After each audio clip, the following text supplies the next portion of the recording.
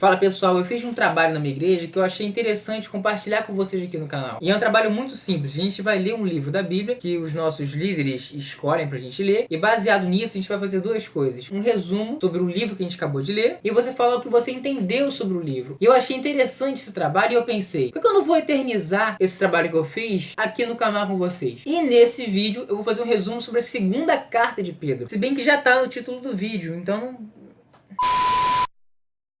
No capítulo 1, Pedro quer fortalecer a fé dos cristãos, mostrando que as promessas de Deus por si só já nos ajuda a fugir da corrupção que existe no mundo, por causa da cobiça, da ganância do ser humano. Pedro nos orienta a gente se empenhar em ter uma vida cristã verdadeira, adquirindo cada vez mais conhecimento da palavra de Deus, da Bíblia, para a gente não ser inoperante, improdutivo, sem visão, e que a gente nunca se esqueça da purificação dos nossos antigos pecados. Porque se a gente demole sem perceber, a gente cai novamente nos antigos pecados. Se a gente agir assim, a gente jamais vai tropeçar na nossa caminhada cristã. Pedro também legitima o evangelho de Cristo, dizendo que foram testemunhas oculares da majestade de Cristo. E não foi só ele não, muitas outras pessoas testemunharam e ouviram a voz do próprio Deus vinda do céu, dizendo que Jesus é seu Filho amado, mostrando que nenhuma profecia da Bíblia provém de interpretação pessoal, como muitos malandros dizem por aí. A palavra de Deus não foi escrita por meros homens, mas por homens que falavam da parte de Deus, inspirados pelo próprio Espírito Santo. Se não fosse assim, qualquer ímpio que odeia a igreja, pastor, Bíblia, cristãos, iriam refutar a Bíblia para destruir ela. Tu acha que não conseguiram fazer até agora por quê? Porque homens escreveram como eles falam? Não, é porque essa é a palavra de Deus.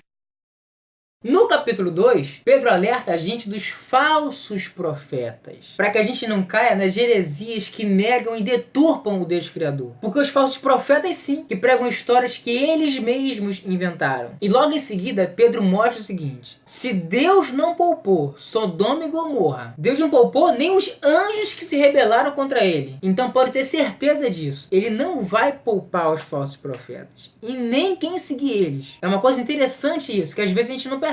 Quem seguir eles, não adianta falar que foi enganado não, não adianta falar que não sabia não, isso não cola não, bonito. E por que isso? Porque Pedro mostra o que motiva o falso ensino desses falsos profetas e falsos mestres. É a corrupção que existe dentro deles mesmos, e o prazer de se entregar pelos desejos da carne, da ganância, da arrogância. E quem segue eles é motivado por esses mesmos desejos, porque senão não seguiria, entendeu? Eles prometem liberdade naquilo que eles mesmos estão presos. E isso é tão perigoso. Olha que Pedro afirma. Pedro afirma que se alguém, depois de conhecer o evangelho, voltar à prática do pecado, sendo dominado por ele, teria sido melhor nem conhecer os mandamentos de Cristo do que depois de ouvir, dar as costas para ele e ignorar a palavra de Deus.